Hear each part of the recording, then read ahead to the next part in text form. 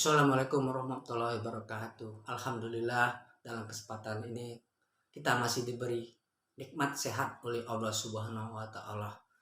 Sehingga hari ini saya bisa mempresentasikan mata kuliah Komunikasi Publik dan Massa yang berjudul Komunikasi Media Pers di Era Reformasi.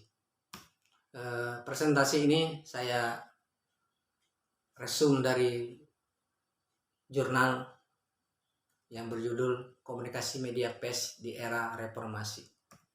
Abstrak, komunikasi media pers era reformasi bercirikan pers yang bebas, tapi tidak bisa dikatakan bebas secara utuh, sebab pers era reformasi mau tidak mau banyak terpengaruh oleh konglomerasi media dan sudah masuk dalam kapitulasi pers. Hal yang paling mudah adalah para jurnalis bisa diarahkan untuk mewartakan kepentingan politik para konglomerat sehingga menjadikan pers tidak berimbang.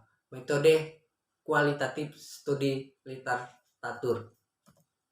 Pendahuluan. Setelah Presiden Soeharto yang menguasai Indonesia selama 32 tahun dan tumbang pada tahun 1998, munculnya reformasi yang berupaya menggantikan sistem Orde Baru yang dominan sebelumnya. Pada Orde Baru, media massa berada di bawah kekuasaan atau tekanan pemerintah.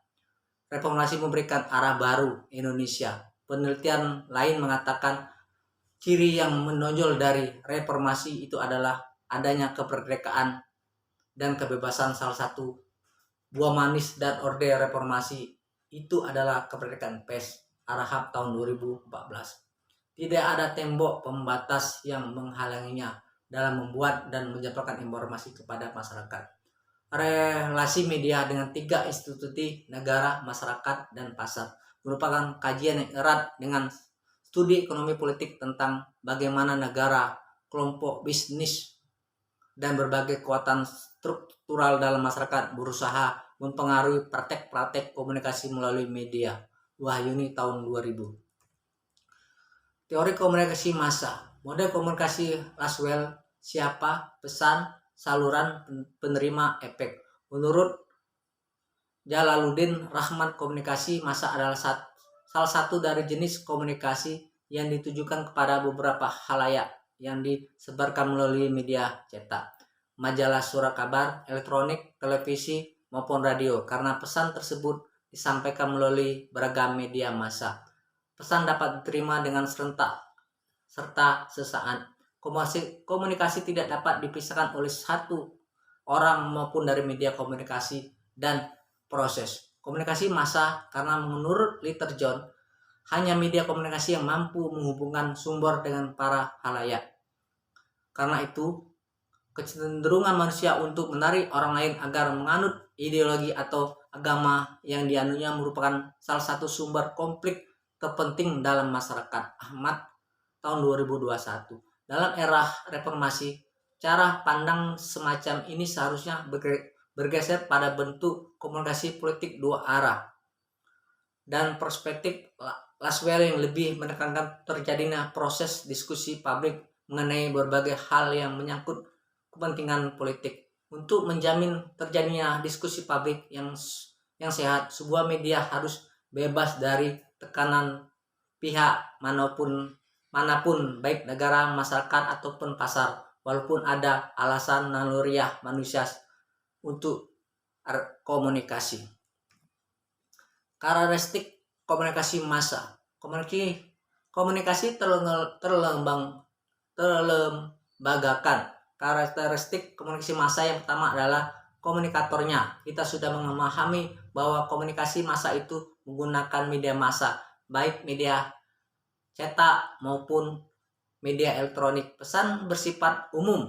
Komunikasi massa itu bersifat terbuka, artinya komunikasi massa itu ditujukan untuk semua orang yang tidak ditujukan untuk sekelompok orang tertentu.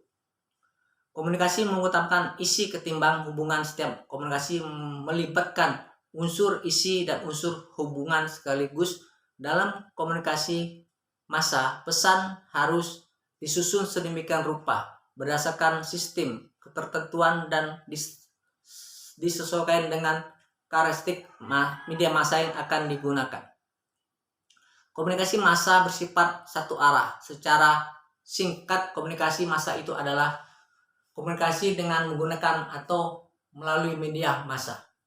Komunikasi anonim dan heterogen. Komunikasi pada massa bersifat anonim dan heterogen. Dalam komunikasi massa, komunikator tidak mengenal komunikannya anonim karena komunikasi menggunakan media dan tetap tidak muka. Media massa menimbulkan keserampakan. Kelebihan komunikasi massa dibandingkan komunikasi lainnya adalah jumlah sasaran halayak atau komunikan yang dicapai relatif banyak dan tidak terbatas.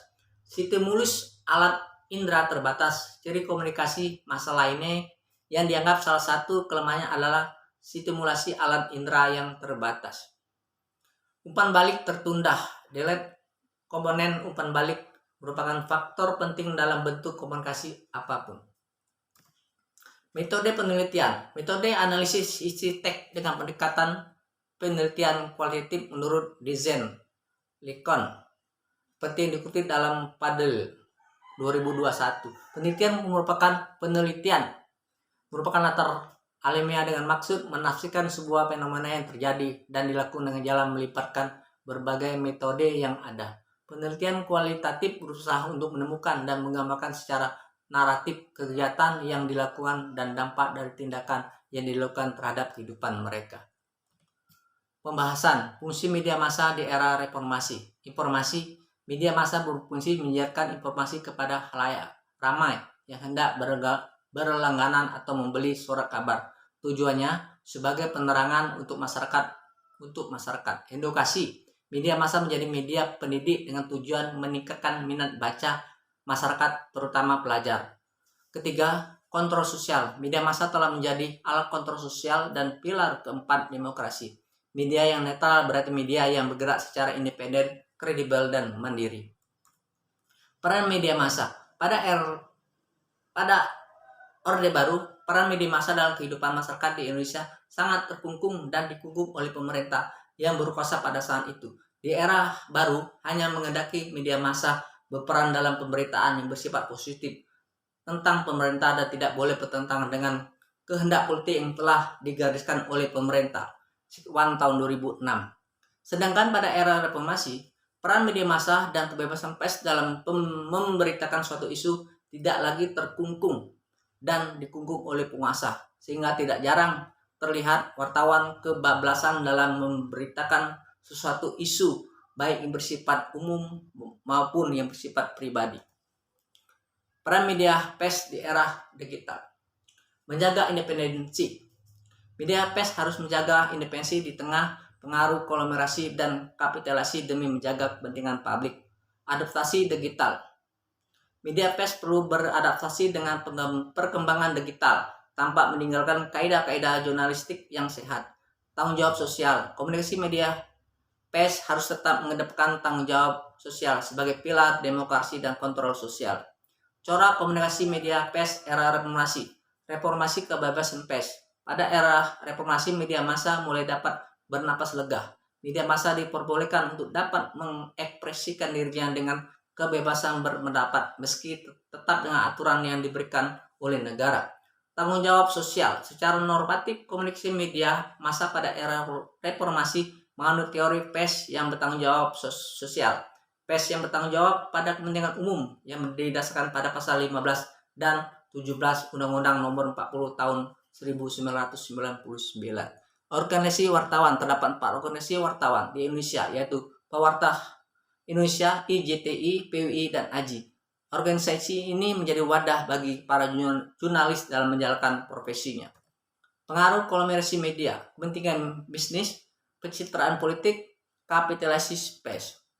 Tantangan komunikasi media pers. Konglomerasi media, meski sudah bebas dan terbuka, media pers era reformasi masih terbelenggu dengan konglomerasi media yang cenderung menggerus independensi media itu sendiri. Disrupsi digital. Kehadiran fenomena digital. Disrupsi membuat batasan kaidah-kaidah jurnalistik semakin kabur, dampak pada komunikasi media pers yang biasa tanpa memperhatikan kode etik.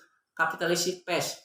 kapitalis pers masih menjadi masalah yang belum terpecahkan saat ini, di mana pers menjadi suatu industri di tengah kebebasan pada era reformasi. Ciri komunikasi media pers era reformasi: bebas, bertanggung jawab, terpengaruh, kuantitas dan kualitas. Transformasi komunikasi media pers, Orde Baru.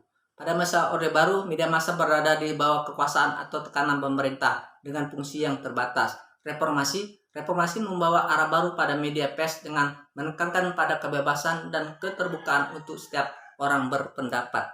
Komunikasi media pers di era digital. Kelebihannya, kebebasan dan keterbukaan yang lebih luas, penyebaran informasi yang lebih cepat. Batas-batas pemaknaan jurnalistik yang semakin tipis. Tantangan, hilangnya batas-batas kaidah jurnalistik, munculnya jurnalis tanpa uji kelayakan, persaingan dengan media sosial dalam penyebaran informasi. Kesimpulan dari presentasi ini dapat saya simpulkan: 1.